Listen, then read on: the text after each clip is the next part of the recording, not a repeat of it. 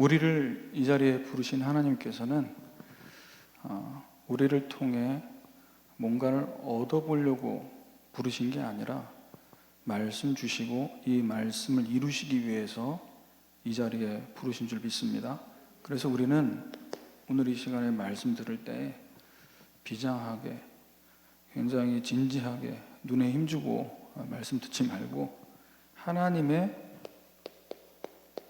절대 계획이 뭐냐,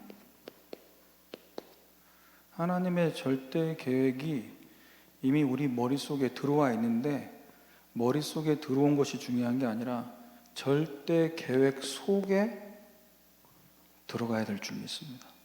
우리의 삶이, 우리의 마음과 생각과 육신이. 그래서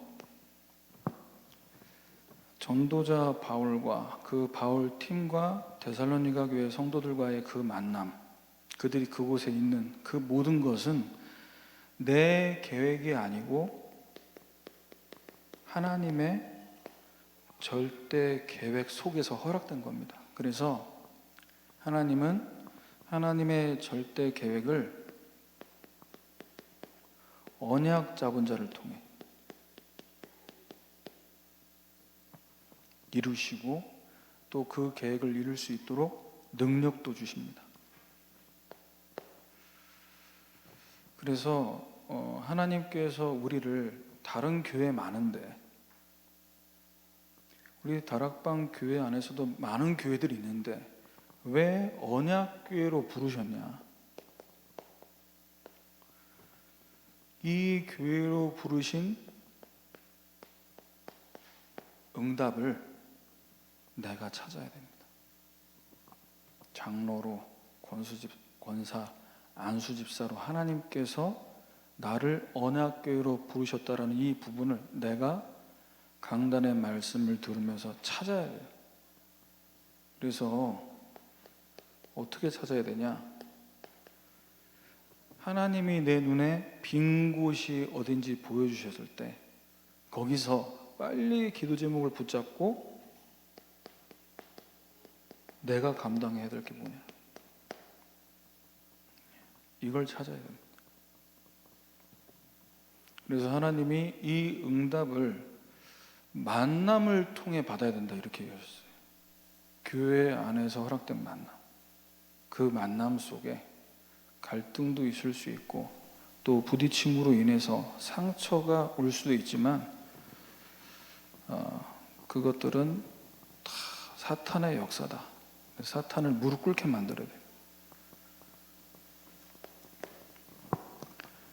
그래서 우리 수준으로 안 되기 때문에 하나님이 주신 이 영적 축복을 24 누리고 있어야 됩니다. 항상 쉬지 말고 범사에 237 나라 5천 종 살리는 이것은 우리 힘으로 안 됩니다.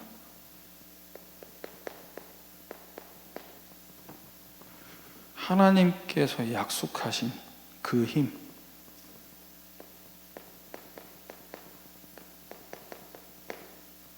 오직 성령의 충만함을 달라고. 때와 기한은 다 아버지께 있으니까 약속하신 그 성령 충만 달라고.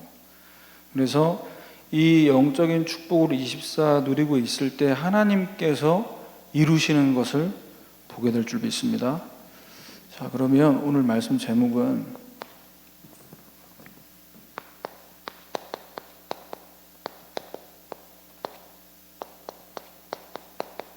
하나님의 미쁘심. 자, 지금도 말씀하신 바를 직접 이루고 계시고 그 약속을 반드시 지키시는. 그래서 24 이 부분을 발견할 수 있어요. 말씀을 주셨는데 어떤 말씀을 주시기 위해서 우리를 부르셨고 이 말씀을 주시고 어떻게 이루고 계신지를 모든 부분 속에서 발견할 수 있어야 되는데요. 첫 번째로 하나님이 저와 여러분을 이 자리에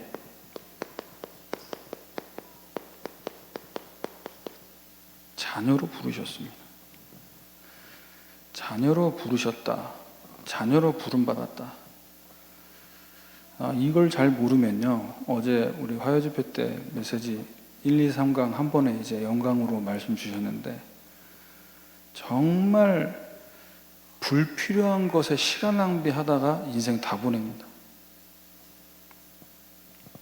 결국 교회 안에서도 시험, 갈등 오는 게 결국 뭐냐?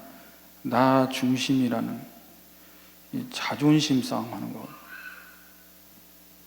거기에 불필요한 시간들을 다 쏟게 되는 거예요. 뭘 모르는 거죠? 내가 하나님 자녀다. 그래서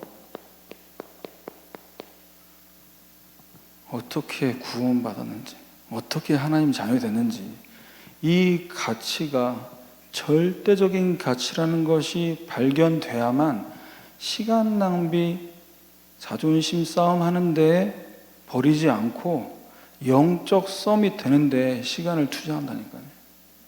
예배드리러 와서 은혜 받으러 왔는데 실컷 예배드리고 이제 2부 순서 포럼하고 이럴 때 이제 다 은혜 쏟아버려요. 그래서 우리를 하나님이 친구 삼으신 게 아니고 부하로 삼으신 게 아니라 우리를 자녀로 삼으셨어요. 에베소서 1장 5절입니다. 기쁘신 뜻대로 우리를 예정해서 그리스도로 말미암아 자기의 아들들이 되게 하셨다. 얼마나 귀합니까? 우리 모두가 다 하나님 앞에서는 아들이고 딸들인 줄 믿습니다. 하나님 앞에서는 다 똑같이. 자, 하나님께서 우리를 자녀 삼으셨는데 에베소서 1장 4절에 창세 전에 그리스도 안에서 우리를 택하셨다고 했어요. 하나님께서 택하신 분들이 이 자리에 온 거라니까요. 누가 누구를 인도해서 교회를 왔다, 아니면 본인 스스로 왔다, 이렇게 이제 우리가 이동 경로를 파악을 하는데 하나님이 택하셨다니까요. 창세 전에 택하셨어요. 자, 이걸 본다면 우리가 하나님의 자녀다라는 이 단어 속에 얼마나 어마어마한 축복들이 다 들어있는가를 알 수 있을 텐데. 자, 에베소서 1장 4절에 창세전에 우리를 택하시면서요, 3절에 보면요, 뭐라고 나왔냐? 하늘에 속한 모든 신령한 복을 우리에게 주셨다고 얘기합니다. 이게 뭐예요? 이 3초월의 응답을 받은 보호자의 축복, 하늘에 속한 모든 신령한 복을 받은 하나님 자녀를 삼으셔서 우리 한 사람 한 사람을 창세전에 택하셔서 이 자리에 부르셨어요. 보통 사람들이 아니잖아요. 예배 시간에 와서 목사님 졸고 있는 분들은 어떻게 된 겁니까? 창세전에 택하셔서, 졸더라도 하나님 택한 건 맞잖아요. 하나님 자녀로 택하시고 우리를 뭐라고 말씀하시냐? 하나님의 상속자라고 얘기합니다. 로마서 8장 17절. 자녀이면 또한 상속자 곧 하나님의 상속자요 그리스도와 함께한 상속자니 하나님 것이 다 내 것이라니까. 그러니까 내가 받은 게 어떤 축복인지를 모르면요, 에너지 낭비합니다. 어디에 에너지 낭비하냐? 육신 중심으로 감정 싸움해요. 교회 와서, 또 집에 가서, 직장 가서 거기에다가 모든 에너지를 다 쏟아붓습니다. 그러니까 불신자들은 지금 눈이 시뻘게 가지고 어떻게든 전문성, 어떻게든 내가 남들보다 더 뛰고 이래가지고 막 기능으로 본인 전문성으로 응답하는데 우리는 막 감정 싸움에 힘 다 쏟아버리고, 우리가 어떤 축복을 받았는지를 알아야 된다니까요. 이 축복은 미래를 완전히 보장받은 축복입니다. 그래서 로마서 8장 18절에 보면요, 생각하건대 현재의 고난은 장차 우리에게 나타날 영광과 비교할 수 없다. 지금 구원받은 하나님의 자녀인데, 목사님 나는 상속자라고 했는데 지금 빚밖에 없는데 무슨 소리 하시냐고. 내가 버는 것보다 많이 드시고 많이 쓰셨잖아요. 하나님이 만들어준 빚은 아니잖아요. 근데 분명히 얘기합니다. 우리에게 주신, 자녀에게 주신 축복은 우리에게 나타날 영광과 지금의 고난은 비교할 수 없습니다. 그래서 우리가 어떤 축복을 받았는지를 알고 있을 때 로마서 8장 38절에서 39절입니다. 이 땅 가운데 살아가면서 하나님의 상속자로서 미래가 보장된 자라는 사실을 알고 계속해서 하나님의 절대 계획 속으로 들어갈 때 우리에게 하나님의 사랑이 어느 정도로 절대 계획으로 다가오냐. 사망이나 생명이나 천사들, 권세자들이나 현재일이나 장래일이나 능력이나 다른 어떤 피조물도 우리를 그리스도 예수 안에 있는 하나님의 사랑에서 끊을 수 없다.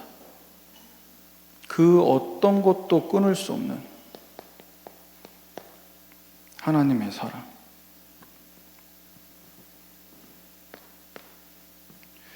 하나님의 아들 독생자를 이 땅에 보내시면서까지, 그분을 십자가에 죽이시고 부활하게 만드시면서까지 우리를 사랑하시잖아요.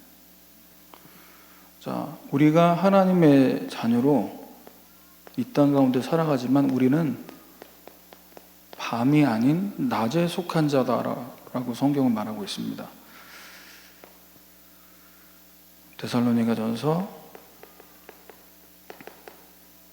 5장 8절에서 9절에 낮에 속하였으니 정신 차리고 믿음과 사랑에 호신경을 붙이고 구원의 소망에 투구를 쓰자. 내가 완전히 하나님께서 주신 그 축복들을요, 성공을 위해서만 나에게 물질 주셨는데 내가 이제 물 들어올 때 노 줘야 된다고 여기저기 어떻게든 돈 버는 여기에만, 왜? 남들이 버는 게 보이니까요. 그럼 경쟁의식이 생길 수밖에 없거든요. 우리는 그 현장에서 경쟁에서 살아남을 자들이 아니라 문화 서밋으로 빛을 비춰야 됩니다. 어떤 빛을 비춰야 되냐? 우리를 통해 하나님이 이루실 구원의 역사가 이루어지도록. 그래서 믿음과 사랑에 호신경을 붙이고 구원의 소망에 투구를 쓰자. 뭐 하자는 얘기입니까? 정신 차리고, 누가 돈을 얼마나 벌었더라, 누가 어디 투자했더라, 거기에 눈 시뻘겋어져가지고 빠져서 있지 말고, 컴컴한 것에 들어가지 말고 정신 차리고 뭐 하자는 얘기죠? 복음과 강단 말씀이 성취될 것이라는 믿음과 사랑의 호신경을 붙이고, 무슨 말이에요? 이 복음을 들어야 될 영혼들을 마음에 품고 기도하면서 구원의 소망의 투구를 쓰자. 하나님이 오늘 내 옆에, 오늘 내 앞에, 오늘 내 뒤에 있는 사람들 중에 누가 구원받을 시간표가 왔는지 그 시간표에 대한 생각을 좀 하고 살라는 얘기예요.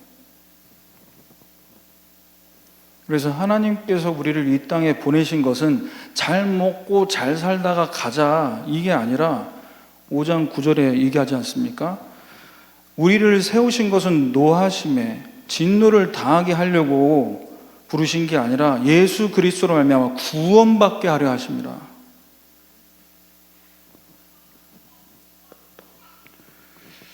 그래서 이 속에서 하나님의 이 우리에게 주신 절대 가치를 발견해 갈 때 우리는 현장에서 어떤 삶을 살게 됩니까? 현장에 237 나라 살릴 빛을 발하게 되죠. 어떻게 발하죠? 데살로니가전서 5장 16절에서 18절에 항상 기뻐하고 쉬지 말고 기도하고 범사에 감사하고, 남들은 문제 만났다고 힘들어하고 시험 들었다고 낙심해 있는데 항상 기뻐해, 쉬지 말고 기도해, 범사에 감사해. 그 자체가 이미 전도가 되고 있는 거죠. 두 번째입니다. 하나님이 저와 여러분을 언약교회 중직자로 부르셨습니다. 중직자 아닌 분들은 앞으로 예비 중직자로 지금 여기까지 부르신 거고, 우리 렘넌트들도 앞으로 언약교회 살릴 미래의 권사 안수집사 장로로 하나님 부르신 거예요. 자, 그러면 여기서 하나님께서 우리의 교회에 응답하실 수밖에 없는 중요한 조건이 뭐냐, 이걸 발견해야 되죠. 세 가지 세팅을 어떤 부분에 우리가 해야 될 것이냐. 첫 번째로, 우리를 교회 중직자로 부르실 때 영적 파수꾼으로 부르셨습니다. 데살로니가전서 5장 12절에서 14절이죠. 교회의 중직자는요, 사역자, 동역자, 또 믿음이 약한 자, 위, 옆, 아래를 동시에 깨어서 보고 있어야 돼요. 누가 시험 들었냐, 누가 낙심됐냐, 누가 어려움 당했냐, 이 부분들을 다 깨어서 보면서 어떻게 합니까? 사역자들에게 전달해 주는 거예요. 기도 부탁을 하고 이 부분에 기도하시면서 말씀을 좀 전달해 달라고. 그러려면 뭐가 돼야 됩니까? 동역자들과 포럼이 돼야 돼요, 평상시. 그리고 믿음이 약한 자들의 이야기들을 계속 들어줄 수 있어야 돼요. 그래서 우리 언약교회 중직자로서 하나님께서 이 교회에 부흥을, 영적인 부흥을, 외적인 부흥을 허락하실 수밖에 없는 첫 번째 조건이 뭐냐? 237 살릴 능력입니다.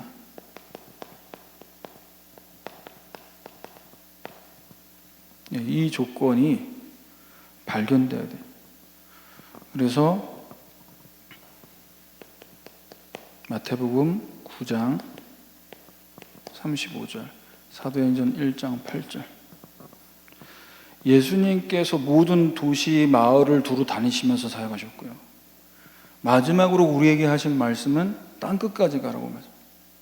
우리 언약교회가 땅끝까지 갈 수 있는, 지금 코로나 만난 이 비대면 시대에 땅끝까지 어떻게 갈 것이냐, 이 부분에 대한 조건을 갖추기를 원하신다. 만민에게, 모든 족속에게 땅끝까지 우리 교회 강단을 듣게 만들 수 있도록, 우리 언약교회 강단 말씀과 훈련 메시지를 237 나라에 있는 분들이 듣게 만드는 것, 하나님 이 부분에 대해서 세팅이 되길 원하시지 않냐. 왜? 이것이 세팅돼야만 그 말씀을 듣는 영혼들이 하나님이 형상 회복되게 되잖아요. 당장 담임 목사님께서 메시지를 하실 때 이 메시지를 중국어로, 일본어로, 영어로 통번역할 수 있는 이 부분을 두고 우리가 기도 안 하면 안 되지 않냐. 지금 당장 사람을 구해서 세우자, 빨리빨리 일을 추진하자가 아니라 이 부분에 대해서 하나님께서 지금 좀 시급하게 생각하시지 않겠냐. 왜? 다민족이 다가올 거 생각하면서 그것보다 이 말씀을 흘러가게 만들어야, 들어야 하나님의 형상이 회복되니까요. 그래서 지금 뭐 오게 만들어도 비대면 상황이기 때문에 우리 교회 성도들도 지금 다 지금 조금 완화돼 가지고 이제 조금 인원수가 더 수용 인원이 늘어나겠습니다만, 그래서 우리가 이 부분을 깨어서 기도해야 되겠다. 그리고 두 번째는 우리 교회 중직자들을 영적 의사로 부르셨습니다. 그래서 마태복음 10장 1절, 빈 곳의 현장에 대한 그 이제 메시지가 마태복음 9장이잖아요. 그 예수님께서 실제 이제 사역하시는 걸 보여주셨고, 이제는 제자들에게 말씀하시는 거예요. 제자들을 부르셔서 얘기합니다. 더러운 귀신 쫓아내고 병들고 약한 모든 것들 고치는 권능을 주시니. 8절에 병든 자를 고치고 죽은 자 살리고 나병한 자를 깨끗하게 하고 귀신을 쫓아내는, 너희가 거저받았으니 거저주라, 이렇게 말씀하세요. 그래서 지금 우리 교회 안에 와 있는 우리 성도님들, 또 신앙생활 늦게 시작하셔가지고 이미 젊었을 때부터 이 몸이 사실은 병이 올 수밖에 없는 조건이 세팅된 분들이 계시다는 거죠. 신앙생활 잘못해서 예배 안 드려서 그래서 몸이 아픈 거야, 그럴 일이 아니라 오래된 부분이기 때문에, 그래서 실제 치유할 수 있도록, 왜 지금 예수님이 말씀하셨으니까 우리에게 그런 권능 주셨고, 이런 권능을 받아서 제 아들이 이 응답을 받았거든요. 그래서 우리가 사람들 만나서 손 얹고 기도하고 안수 기도하고 이거 하자는 얘기가 아니라, 비대면 상황이지만 말씀, 기도, 전도, 이걸 갖고 나누는 겁니다. 은혜를 나누는 거예요. 그래서 이번에 저희 지금 계속 이제 임직 대상자들 훈련 인도받으면서 이번 주 저희 이제 중대원 또 산업선교 메시지 듣는 가운데 이제 우리 권사님, 장로님 포럼 하시는데, 이 부분에 실제 응답받은 부분 포럼 하시는데, 내 약한 부분, 그 부분으로 인해 또 내가 살고 있는 지역이 바뀌어지고, 그러면서 또 경제적으로도 어려움 당하는, 거기에 하나님의 절대 계획이 강단 말씀에 집중하게 돼요. 실제 말씀 묵상하면서 내가 회복이 되는, 그리고 내가 있는 현장에서 어떻게든 이 영혼 구원의 결실을 맺겠다고 이런 부분을 이제 실제 포럼을 해주시는 거예요. 그래서 그 포럼들이 작아 보이지만 결국 그 포럼을 듣는 새가족, 믿음이 약한 분들, 그 영혼이 나도 살 수 있겠구나, 나도 치유될 수 있겠구나, 이런 이제 소망을 품게 되는 거죠. 그게 창세기 2장 7절의 응답입니다. 하나님께서 생기를 그 코에 불어 넣으셨다고 나오죠. 하나님의 말씀을 듣다가 그 생명의 기운이 들어가야 돼요.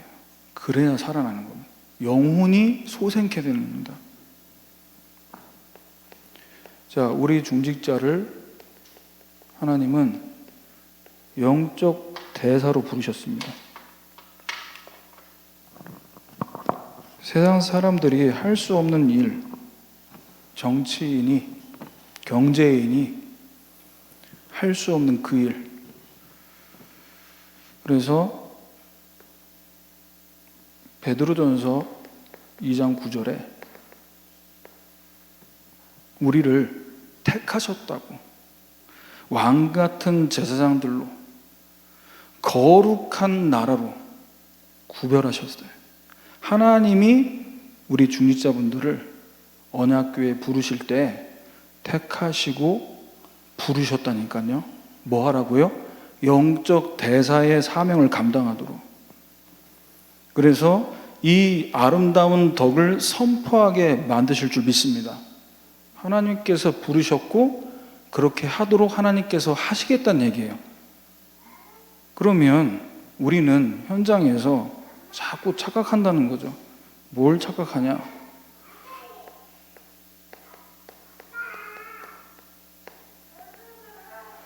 내가 우리 랩런트들도 이제 그런 부분을 좀 많이 보게 되는데요. 목사님, 제가 좀 공부가 잘 되고 성적이 어느 정도 돼야 공부 잘하는 친구들한테 복음도 전하고 이럴 거 아닙니까? 근데 그게 틀린 것이 아니죠. 그러면 공부가 안 되는 친구들은 죽을 때까지 전도를 못할 거예요. 그럼 내가 경제응답 받고 증거 갖고 이 경제 현장의 산업인들, 불신자들한테 복음의 빛을 비추겠어. 그러면 우리는 죽을 때까지 빌 게이츠나 스티브 잡스 같은 인물들에게 명함을 못 내밀겠죠. 왜? 그만큼 성공을 못했으니까. 지금 우리에게 뭘 말씀하시려고 하냐? 하나님이 보시는 거는요, 사무엘상 16장 6절에서 10절입니다. 하나님께서 부르시고 하나님께서 이루려고 하시는 이 일은 영적 대사로서의 이 사명이기 때문에 하나님 보시는 것은 외모가 아닙니다. 이새와 사무엘이 7명의 아들을 두고 하나님은 다 지나가게 했어요. 그러면서 7절에 뭐라고 말씀하셨냐? 그의 용모와 키를 보지 말라. 사람은 외모를 보지만 나 여호와는 중심을 보느니라.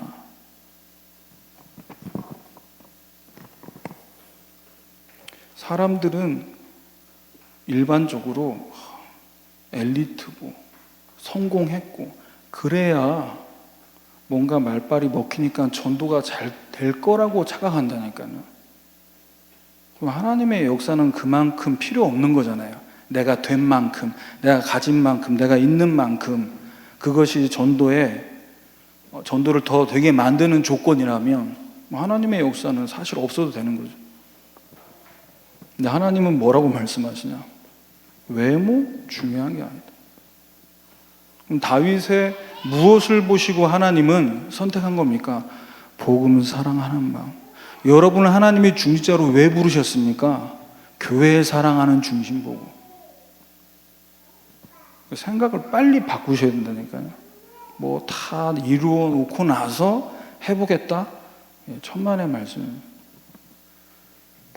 그래서 저와 여러분이 먼저 영적 대사로서의 사명을 감당하기 위해서는 뭐부터 해야 되냐?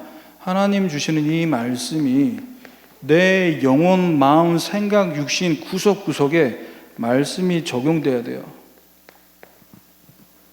말씀이 살아있는데 영과 혼과 관절 골수를 찔러 쪼개기까지 한다고요. 말씀이 적용이 진짜 제대로 되면 어떤 일이 벌어지냐? 마음의 생각과 뜻을 판단한다고 나와요. 이게 무슨 말입니까? 하나님의 말씀을 전에는 내 의도와 내 뜻대로 해석하고 판단했는데 말씀이 제대로 적용이 되니까 어떻게 되냐? 하나님 말씀의 의도가 이거였구나. 이게 분별이 되는 거예요. 하나님과 맞는 영적 상태, 하나님과 맞는 중심으로 편집, 설계, 디자인 되는 거예요. 그래서 하나님이 다윗을 보고 내 마음에 맞는 자다. 내가 그를 통해 내 뜻을 다 이루겠다고 말씀하죠. 마지막 세 번째입니다. 저와 여러분을 하나님은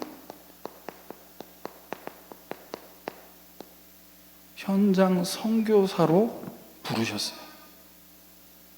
우리 태영아부 우리 엄마들에게 제가 자주 우리는 저를 포함해서 얘기해요. 왜냐면 저도 반주부니까요.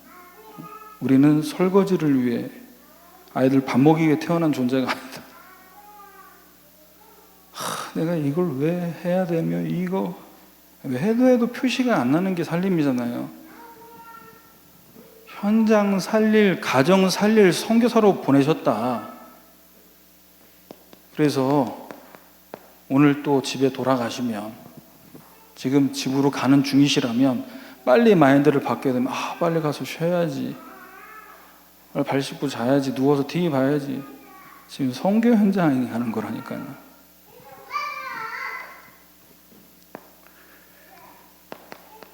사도행전 16장 31절, 하나님의 절대 계획이 뭐길래 우리가 현장 선교사라는 말을 갖다가 붙이는 겁니까? 지금 주 예수를 믿으라, 그리하면 너와 네 집이 구원을 받으리라 말씀하셨어요. 하나님의 절대 계획은 나를 통해 우리 가정 가문이 복음으로 사는 것인 줄 믿으시길 바랍니다. 몇 주 전에, 우리 2주 전이죠, 고 이민경 집사님 그 가정, 그 장례, 예배할 수 없는 상황에서 이제 인도받으면서 하나님 한 분 한 분에게 복음 전하게 만드셨어요. 집사님께서 살아계실 때는 절대 복음이 들어갈 것 같지 않았던 그분들의 영적 상태가 그 집사님과 우리 성도님들의 기도 속에서 하나님이 다 작업을 하셔서 결국 영혼구원의 결실을 맺게 만드셨다. 왜? 이게 하나님 절대 계획이니까. 그래서 우리는 현장 선교사로서 뭐가 돼야 되냐? 우리의 절대 목표는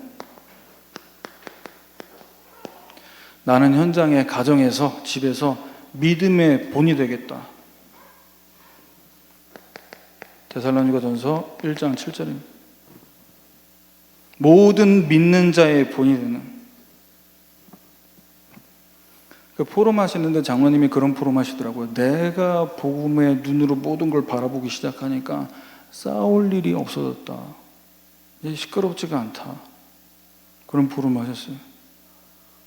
내가 복음에 대한 그 믿음, 이 복음의 모델되는 그 응답을 받고 계십니다.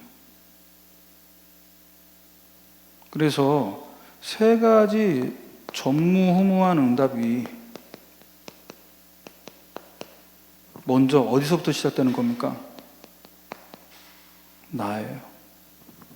자, 하나님은 지금 이번 주 강단 말씀을 이번 주에만 붙잡고 응답받을 일주일짜리 응답이 아니라 영원한 응답, 천년의 응답 받길 원하십니다.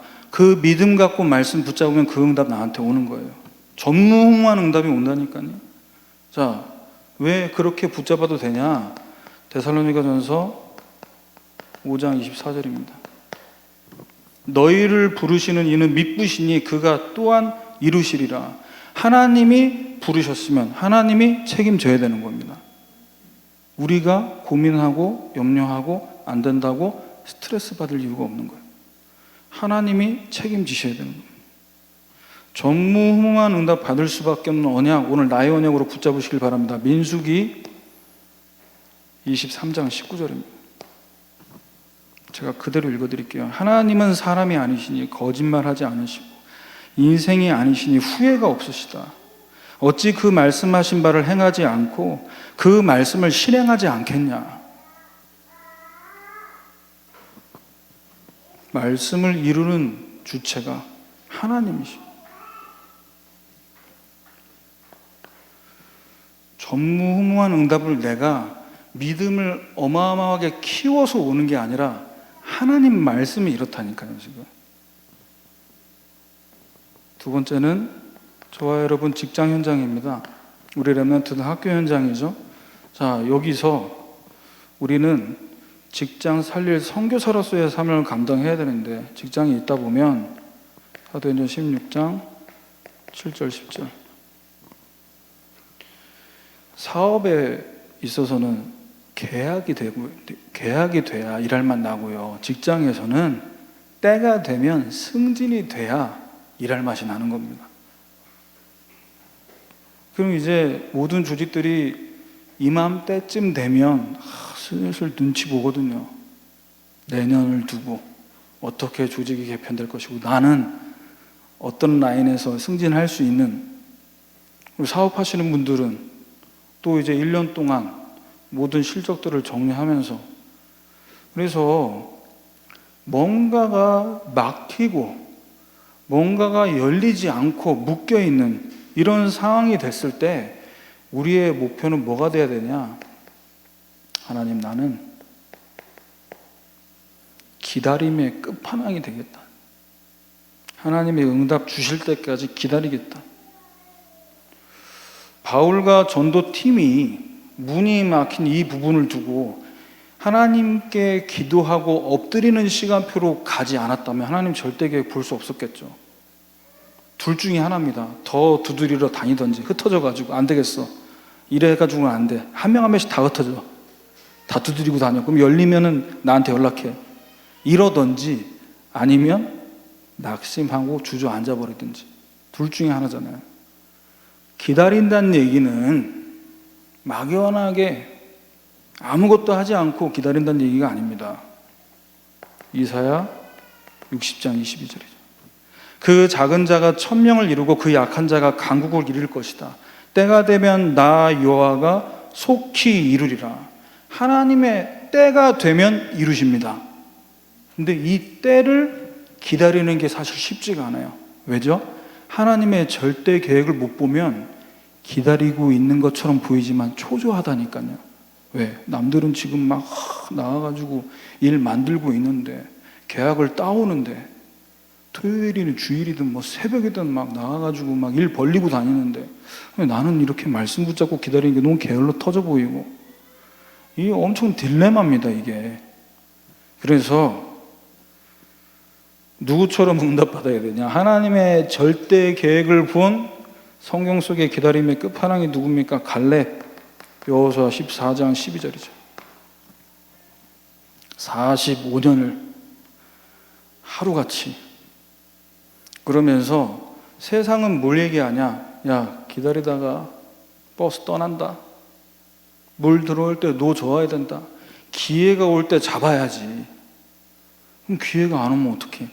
그러면 기회를 만들어야지, 이렇게 얘기한다니까요. 근데 이 갈렙은 기회가 왔을 때 기회를 잡을 수 있는 준비를 했다는 거예요. 준비를 한 사람이 기다리는 것과 준비가 안 된 사람이 기다리는 것, 뭘로 준비된 겁니까? 지금 이 땅 차지해 보려고 눈이 시뻘개진 겁니까? 아니잖아요. 그날에 여호와께서 말씀하신 그 산지를 지금 내게 주소서. 아, 그 말씀대로 성취될 시간표가 지금이구나라고 보여진 거예요. 전무후무한 응답을 우리 현장에 가는 중직자분들, 렘넌트들 어떻게 응답받아야 되겠습니까? 이 전무후무한 응답을 어떻게 받아야 됩니까? 하나님의 절대 계획을 보면서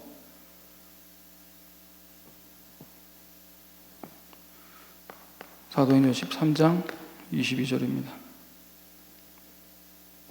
다윗처럼 하나님의 마음과 내 마음이 딱 맞는 그때가 될 때까지 기다리셔야 돼요. 하나님 그렇게 기다리게 만듭니다.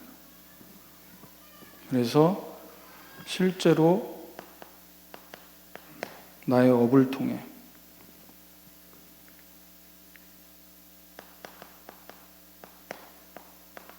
나에게 하나님이 이 직장 속에 주신 그 응답을 갖고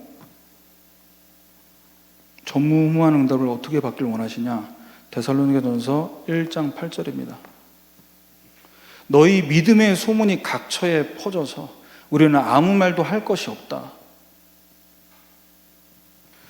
나는 말씀 붙잡고 기도하면서 이 믿음의 그릇을 준비했는데 하나님 나에게 교회에서 이런 응답을 자꾸 받게 하신다.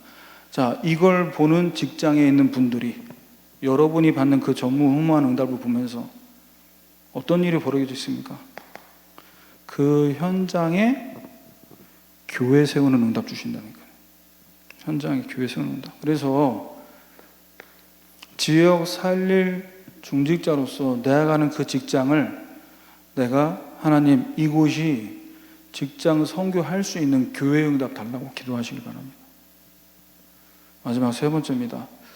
하나님 만남 속에서 중요한 응답들을 주시는데 여러분과 제가 있는 현장에서 여러분에게 오래된 또 갑자기 친해진 친구 같은 분들이 있을 거예요. 자, 이런 만남을 두고 우리가 어떤 목표를 세워야 되냐? 나는 헌신의 모델이 되겠다. 사도행전 1장 1절에서 2절. 누가가 의사였지만 데오빌로 총독에게 편지를 보냅니다. 편지를 쓸 때 그 편지를 쓰기 위해서 시간과 자신의 힘과 물질을 투자했겠죠. 나하고 친한 사람, 나를 오래전부터 알고 봤던 사람들이 어떻게 영혼구원의 결실을 맺게 되냐? 그분들은요, 여러분들을 너무 잘 알잖아요. 여러분들도 그 친한 분들을 잘 알잖아요. 이거 보는 겁니다. 나를 교회 한번 데리고 가는 어떤 행사가 있으니까 한번 일회성으로 데려가는 그런 용도인지, 아니면 평상시에 나를 위해 기도하는지, 이걸 다 알잖아요. 그래서 하나님은 고린도전서 13장 1절, 이 헌신의 모델로 응답받기를, 사람의 방언과 천사의 말을 해도 사랑이 없으면 소리나는 울리는 꽹과리 같이 된다고요. 시끄러운 꽹과리 소리처럼 들려지면 안 되잖아요. 여러분 지인들이 여러분을 통해서 예수 그리스도의 복음을 들을 때 그것이 시끄러운 소리가 되지 않으려면 뭐가 돼야 되냐? 평상시에 기도로 이 영혼들을 섬길 수 있어야 된다. 그래서 입으로만 복음을 증거하는 게 아니라 이 복음을 위해, 전도운동을 위해 얼마나 수고하고 헌신했냐를 그 사람이 느낀다는 거예요. 밥 사줘라, 선물 보내라, 그 얘기 아닙니다. 얼마나 이 영혼을 품고 기도했냐.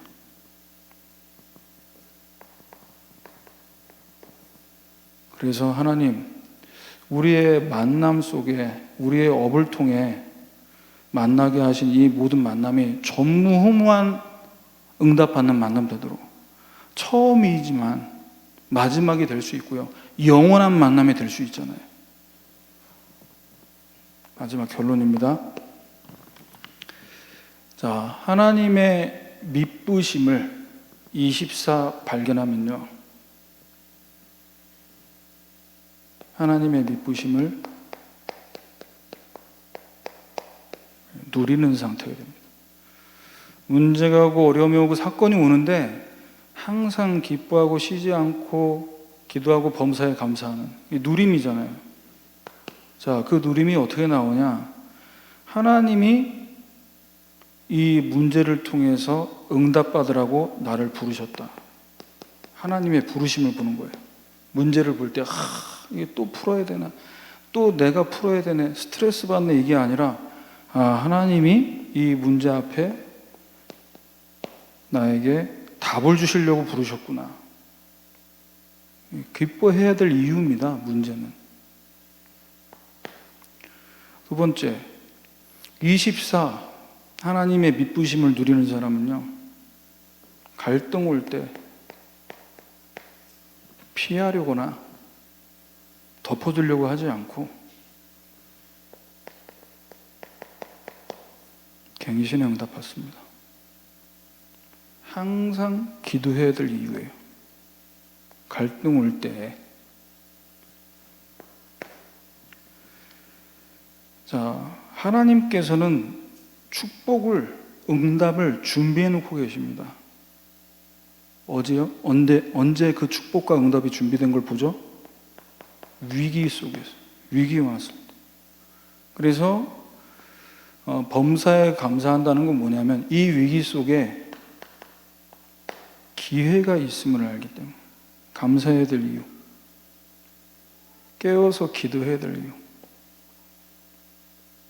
그래서 여러분, 이번 한 주간에 하나님의 미쁘심, 분명히 말씀하신 바를 이루시고 그 말씀하신 대로 성취하신다라는 그 믿음을 갖고 24 기도하시다가 모든 문제 속에서, 갈등 속에서, 위기 속에서 응답 발견하는 저와 여러분 되기를 주님의 이름으로 축원합니다.